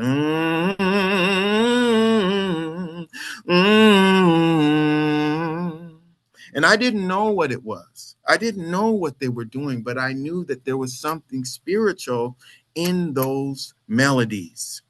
When I went back and I really studied it, I found out that those were people who were the children and grandchildren of the people who survived slavery and then came out and sharecropped, built farms, and did all of the things that led to the revolt of Reconstruction when they were so jealous of our success. And so I'm just saying that, yeah, my family's from the South, and I love Black people from the South because they haven't gotten the credit for the movement that they led. And there are 8 to 9 million survivors. That's what I call you. If you're from the South before 1964, you lived through not segregation as I was taught, but you lived through apartheid. Apartheid that was not just violent, but a crime against humanity. As I said, I've had a family member murdered every generation since 1837, usually over land or livestock. And our country allowed and codified that violence and has never paid a dime of reparations to the Black people who are living today. Okay, we don't have to go back to my great-great-grandmother. We can go back to my father. We can go back to that 80-year-old woman who recommended my book as she was raised in the South. Those people were not born. I've been here. My family has been here since the 1600s, and I descend from Revolutionary War soldiers and soldiers on both sides of the Civil War. But I'm the first person in my family, first generation, to be born equal to a white person. So we have to, on paper, and so we have to understand that racial equality is a new concept in America. It's only 60 years old. My father was not born equal to a white person, but what do you think he did when he was 18? He enlisted to serve in the United States Air Force at the height of the Vietnam era war. And so we are powerful, patriotic people, and we made it look easy. But this book does not let America go. We have to be complex in our understanding of American history. And this is why books like this are banned. Okay, so is your book actually banned somewhere? Is on the banned list? Thank God, no, it hasn't been banned yet. But you know, it's funny because I noticed that it is getting picked up in the South. But, you know, in a lot of the libraries I see, there are, you know, 100 people waiting lists for the book, right? Um, but I haven't broke into school curriculum yet. And that's a different conversation. Right now, there's an assault on books of truth. Some of our greatest classics. There's a group called Moms for Liberty that has waged all kinds of wars to try to get books pulled, to effectively and successfully get books pulled from the curriculum, which I've always said hurts white children more than it hurts our children. Because our children, we're going to get it to them however we need to get it. We're going to pay attention to our history. But the white child who is going into a more diverse culture than their grandparents' America, they're going to have to be the ones to report to a Black person at work, or to have a Black professor, or to have a Black neighbor. And if they get all clammy and are nervous because they grew up in a homogenous society and neighborhood in a gated community, they won't be able to compete in this world. So it's not just about altruism, it's about capitalism. If we want our children of all races to thrive, they have to be able to survive in a diverse culture, which is the whole reason why this whole DEI, anti-DEI initiative isn't good for anyone, because it basically makes it harder for people who lived in a hyper-segregated environment to be able to thrive when they get into the real world.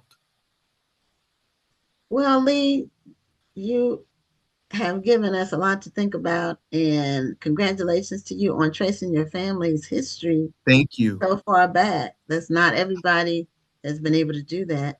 So your book is available wherever books are sold, and it's called I I Am Am Nobody's Nobody's Slave, Slave. How Uncovering My Family's History Set Me Free. And I am encouraging this book because it encourages people to have conversations in families that we need to have, you know, whether it's about somebody, different tragedies and traumas that happen, and all of the beautiful resilience and things that were accomplished that we're often not able to hear from or hear about, because many of our elders won't talk about what they lived through, and we miss out a lot. And I guess the last thing I'll say, besides thank you for this prestigious opportunity to appear on your show, is that I also want to build bridges between those of us who grew up in the North and those of us who were from the South and didn't get the opportunity, those of us in the North sometimes, to go down and stay with grandma or auntie and grandpa and uncle and spend the summer in the South. And what that did was it separated our families again. The Great Migration separated a lot of Black families, where you have family members all over the country and you don't know half of them. And so what this book does is to try to bring people together through understanding the power of our people, the resilience of our people, the empowerment of our people, and how we can use family history to unite each other. It's called the Future Method, Family Unity Through Understanding Roots and Experiences. Okay. And not being Well, afraid. a lot of Black people are moving back south too. Yes, I Since see. then, a I lot see of why. people, yeah, that's happening a lot. Well, my last guest is in the queue, and so we need to end the interview, but congratulations on your work.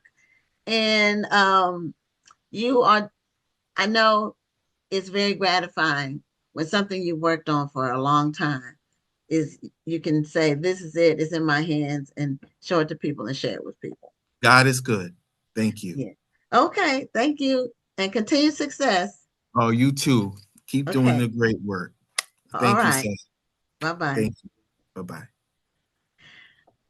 Okay. Well, for those of you who um haven't voted yet for the Black Authors Matter TV Awards show, voting for your favorite interview over the past year in 15 categories, please go online and do so. The last day to vote is Thursday night at midnight. And speaking of awards, we have Tamika Newhouse, and she's just finishing up some wine. So I guess she's relaxing. It's not gone yet. I How is Gwen? Oh, it's been a while since you've been on the show. And we have awards and we have an event. And so I bring other people on who are doing similar work just to share, let people know about it because each one is different. Our Yeah. our award is only for people who've been on the show. So it's not, Oh, okay. yeah, we do what we do in a 1 year span. Every guest on the show is included in the first cut in terms of the nomination process. Okay. So they are all included in 15 Oh, so I could categories. be nominated now? Yeah, for next year though, Oh, okay. because it ended March 4th. Okay. It Okay. goes from March to March. Okay. So Y'all better yeah, remember me. no, you'll get an email. You'll get an email before Okay. we do it every year before it starts. So we do the first cut. Every guest is included, and then the top 5 vote getters are the finalists. Okay. And then people vote again on those, and then the top vote getter is the winner in each of those categories. So Yeah. our awards are different. Yours, you're getting ready to, well, you started your process for the AAMBC Book Awards. So tell people what it's about, how they can nominate someone or self-nominate, and what your process is. So AAMBC Literary Awards, I started, the very first one was in 2009. So a long time ago, y'all. Make me sound so old. But I started because when I used to be in like the MySpace page, the Yahoo groups, and I was discovering a whole bunch of different independent writers that no one was talking about. And so not only were they not talking about them in the sense where their books were getting on the bookshelves, they were on the billboards and magazines, books becoming films. None of that was happening. So they also weren't being awarded or nominated for stuff. And I'm like, well, where is our Grammys? Where our red carpet event? Okay. So it started on MySpace, just honoring independent writers, like the underdogs. And then I always had the vision of creating an experience that kind of reflects what the Grammys is: red carpet, press, live performances, live music, like that whole glam type of experience. And I finally did that in 2015. And so when I began to kind of step into that realm of creating like a production like that, I wanted writers to really understand that you are the real rock star. Because without a writer, you don't have movies, you don't have music, Right. you don't have nothing. It all starts with the written word. But I've been looking up. I'm like, we ain't really be, we don't get the invitation to Grammys like that. We don't get invitations to the Oscars like that. But we got our Screen Actors Guild Awards and the Screenwriter Guild Awards, but it's not really amplified like that, and not for Black writers. So Right. I wanted to kind of step into that space and just create an award show that honors and celebrates. And now it focuses on podcasters, screenwriters, um, television shows and movie shows, and I mean movies as well as like editors and critics and then different genres: sci-fi, Christian, nonfiction, romance, female and male author of the year. So and the reader's choice. So I've kind of Mhm. created different categories so it can align with what's kind of trending today. Okay. All right. So your process is different from ours in that our whole well, this is a video podcast. So the whole thing is virtual. Our Yeah. show is virtual. Our nomination process is online. Um, when we announce the finalists, we do it. In fact, we'll announce our finalists on next week's show. And then when we do the awards, we have a online award show with bells and whistles, and we have entertainment. And oh yeah, everybody gets an award. They get an actual award that we mail to them. And we do it. We have our team from the book festival they're the presenters. So Okay. on the virtual screen, each category they announce the finalists.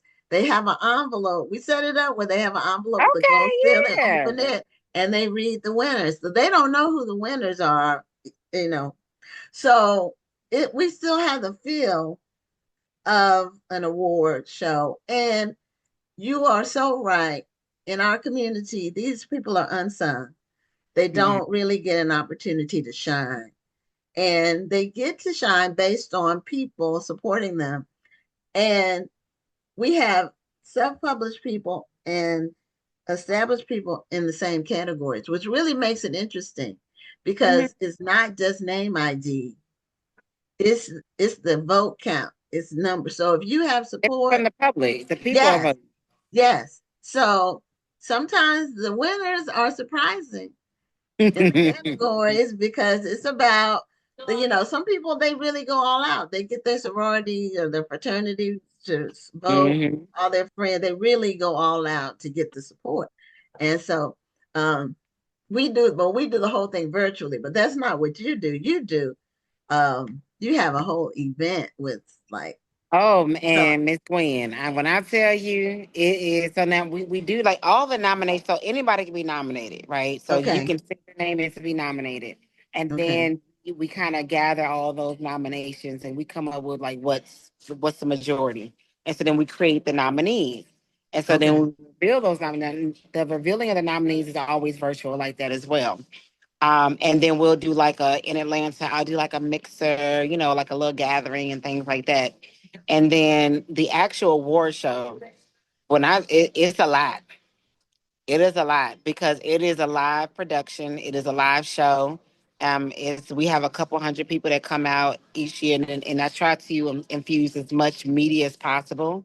But the mhm, reason why I include the entertainment industry, like it may be somebody that is on a show on Stars or a show on BET or a show on Netflix, or they're a film producer, or and there may be like a popular or rising musician that's performing. The reason why I have these people at the award shows because they have influence. And so I'm trying to ensure that the industry, as far as the books that we're in, they're getting that exposure and it kind of complements one another. And then also it looks good for sponsors. So the sponsors want to see the influencers, but it is right, hard. It's a lot. It's a very tedious production to put on. And I didn't go to film school. I didn't go to, to no production, nothing. I just really I'm self-taught, and I just really kind of just understood like, okay, you got to do this to do this to do that to do that. Cool. I'm gonna do it. And okay. it's a process. It's really, really tough. And so last year I was able to record the whole show, and we're currently shopping it right now for networks. Well, good for you. Well, you're in the same category as Tyler Perry. He taught himself how to do movies and write movies and do Exactly. plays. He's Exactly. self-taught. You have to step out. You have to be bold. You can't be squeamish. You have to be fearless. Mhm. But you have to have integrity too, because bad news travels faster than good news. And so Absolutely. you have to make sure that you do what you say you're going to do.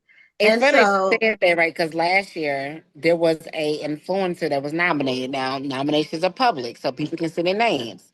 But okay. people at this particular now this has happened almost every year. And it's always somebody that get nominated people don't like, right? And that's what they want to talk about. That's what they want to get online and talk. Oh, why they nominate them? And I'm like, well, the people kind of did that, like. But all these other people are nominated. Y'all don't want to talk about them.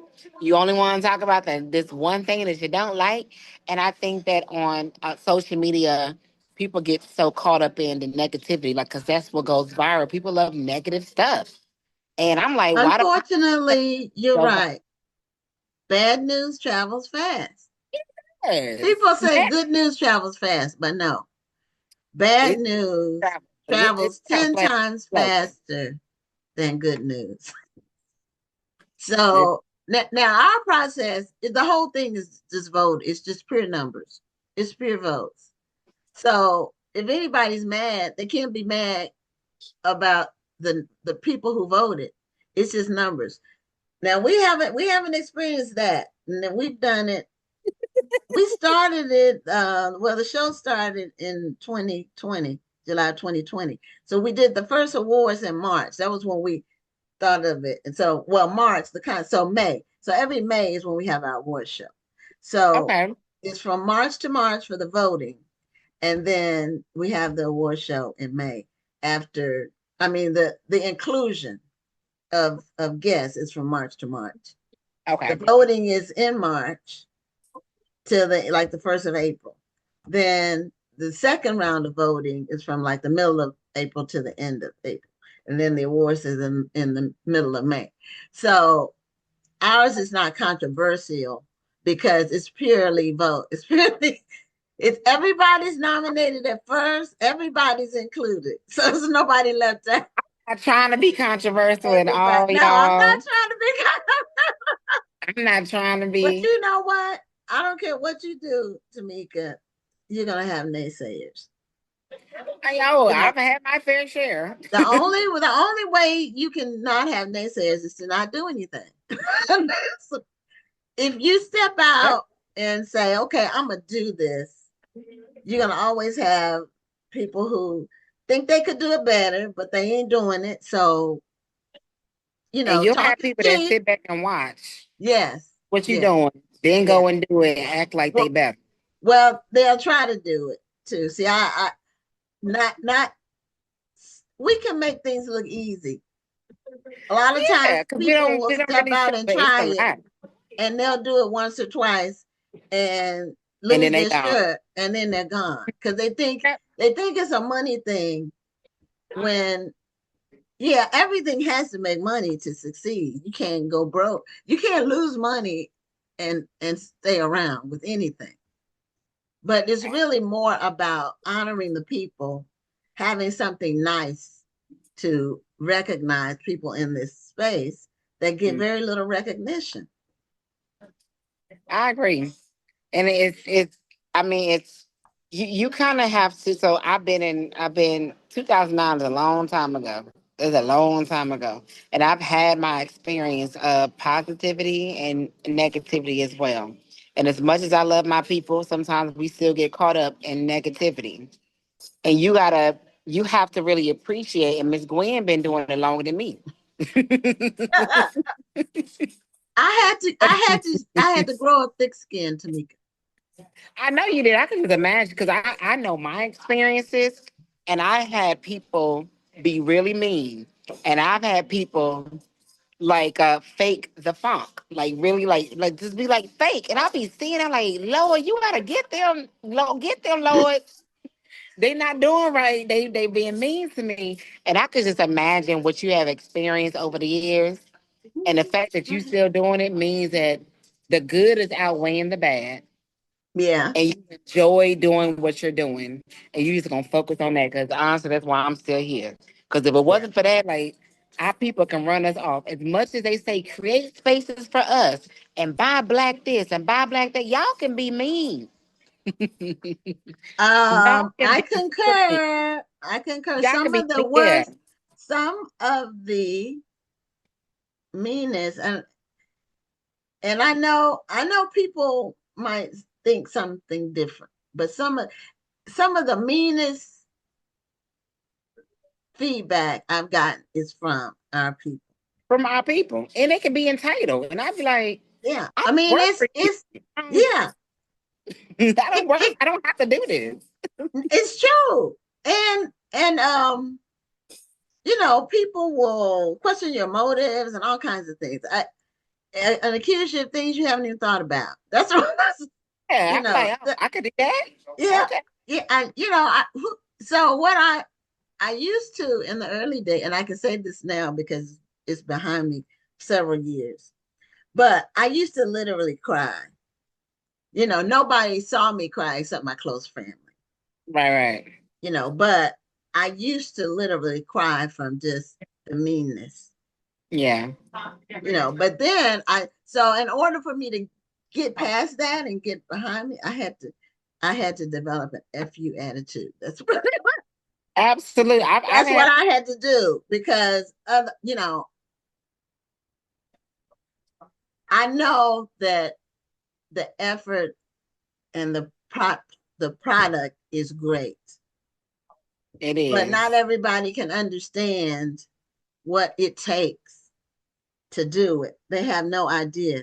They have no Everybody's clue. not going to understand. No. And it does, and sometimes you got to cry to kind of just kind of purge some of that heaviness. Yes. Yes. I've Just the had person plenty having. of crying. That's a good Yeah, way to say it. I've had plenty of moments like that, especially behind people that have been in your personal space, or you've been on the phone with them, and then they turn around and do something. You be like, "Oh my god!" It's like, really them?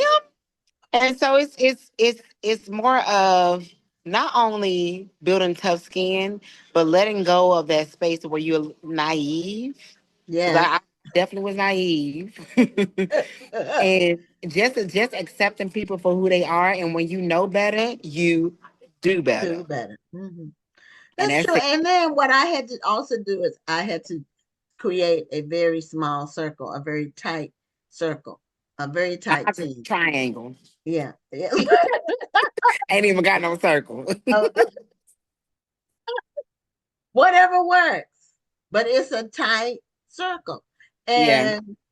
And it's rare that anybody new is let into the circle because you got to prove yourself for about 5 years. I have to see 5 years of you being a genuine person before I can consider that. Yep. Yeah. And I'm not And exaggerating the 5 years either. at this point, Miss Gwen, it's like I can be nice and cordial with anybody. Yes, That yes, personal space, I'm yes. good. I done You're have right. children, and my children are pretty much grown now. I could be buddies with y'all. I got my siblings, and I got my bloodline. And when I see y'all, I could be friends with y'all. But at the end of the day, my very best friend is gonna be the person I see when I look in the mirror, and that's it. Yeah, I hear you. In my partner. Yeah, I hear you. Because it's when you step out and do something different, you, you really the slings and arrows come your way, but it's very gratifying. Now, what is your timeline for your process? So nominations will open up at the top of the year. So it's public nominations. You got to send us the names, and that will close in early February. And then in February we reveal the nominees, and so then you can vote going into the month of March, all the way up until I want to say it's April. No, it's like April 14th. It's sometime in April, y'all. Okay, Y'all gotta go to the AAMBC to look. I should know these okay. dates. I'm sorry. But it's I know. sometime early April. Okay, And then we are going to reveal the nominees in May. And then we're gonna host a gathering during Black Writers Weekend in August. okay. So when is your actual awards show? May 24th. Okay. Now I've seen two things from AAMBC, so I want to make sure I understand which one is which or whatever. There's one thing that says you can enter people's names and Uh-huh. nominate people. It's Mm-hmm. like a step 2, 3, 4, and 5 of that. Mm-hmm. Then I saw something else that said there was small groups of people who were nominees Mm-hmm. already. So what's the difference between the two? Because the So voting one, I saw them both in the last week. okay. So when you have to be nominated first. So we do a public nomination. So that's not like an in-house thing. So the Okay. public was sending names, and so that's where all that is come. That's where all people are posting, "Hey, nominate me." So you Okay. have a public nomination process. Okay. Then we select from what was sent in. We select the official nominees. Okay. So the official nominees is now what you're seeing now. Like where are now the nominees have been announced and revealed. Now you gotta vote. Okay. Once you vote, then we reveal the winners. So it's Okay. the three-part series. Okay. All right. And you have like a red carpet thing. Do you have a well, I guess it's the red carpet where people stand in front of a backdrop, well, step and repeat or whatever, and take pictures. And Mm-hmm. they walk in on a red carpet, or how does that whole thing work? So the beautiful Capture thing attention. about that particular experience is we invite a lot of media, like a lot of bloggers and media there. So my goal is to mimic the Grammys, to mimic the Image Awards, Okay. to mimic the Oscars. Now we ain't Okay. on that level just yet, but No, just so mhm. bringing in media and people that can talk about the awards. So when you are like even Getty Images, we have come out every year to capture our nominees and our attendees. So you'll come on there and it's very formal. So you got to be Okay. on like coming looking your best, like your Sunday's best, even more. And so Okay. we take pictures, you're getting interviewed as well. And those interviews go out to different outlets. And I do that because I want those people that walk in the red carpet to be amplified. I want them to be seen. Like it's like creative. You'll see it, Miss Gwen, you'll see it all the time. There's red carpet events everywhere. But Mm-hmm. who's actually there? Like who's in the room?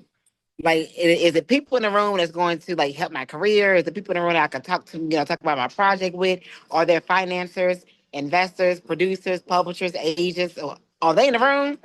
I make sure they're in the room because I'm physically doing the work. Me and my team, we're inviting them and we're bringing them into the space. So you get to come to the awards, but you never know who's standing next to you.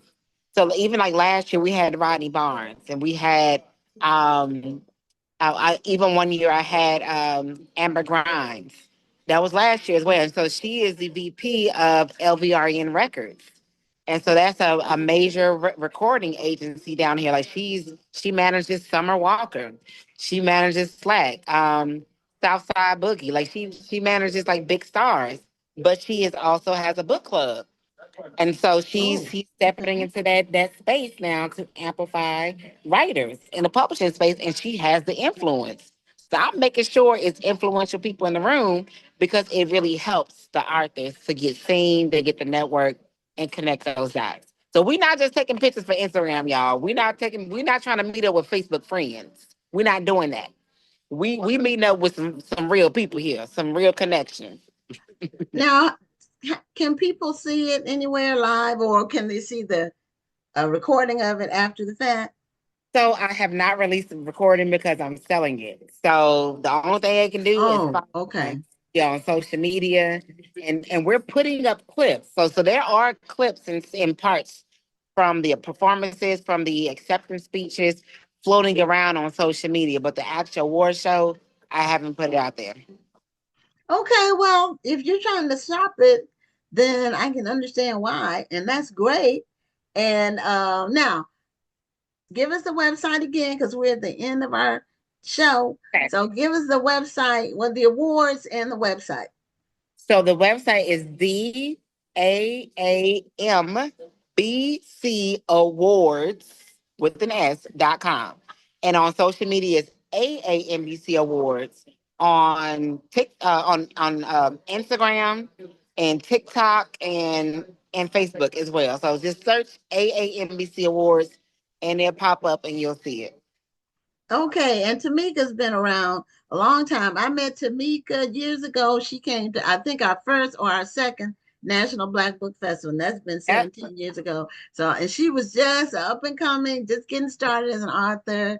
And Yep. now she's gone on to do bigger and better things and still write from time to time. Yeah, I'm still a Texas girl at heart. You know, one day I'm gonna make it back to National Black Book Festival. But I definitely, Miss Gwen, I thank you so much for thinking of me, inviting me on to talk about the awards show. I still always see what you're doing. I'm still always reading for you, and that door has not closed; it's always open.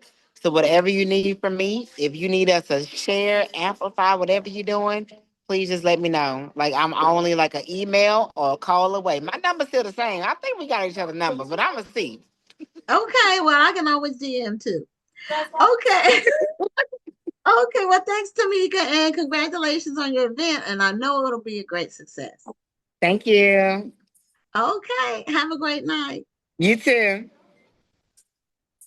Well, that's the end of our show for this week. What we're going to be doing next week, we have 3 guests, and then at the 8:30, the last half hour, we'll be releasing the names of the finalists based on your votes. So I am Gwen Richardson, your host for tonight, signing off. You all have a great week, and we'll see you next Tuesday. Thank you for tuning in, and join us next Tuesday at 7 p.m. Central, 8 p.m. Eastern for another edition of Black Authors Matter TV.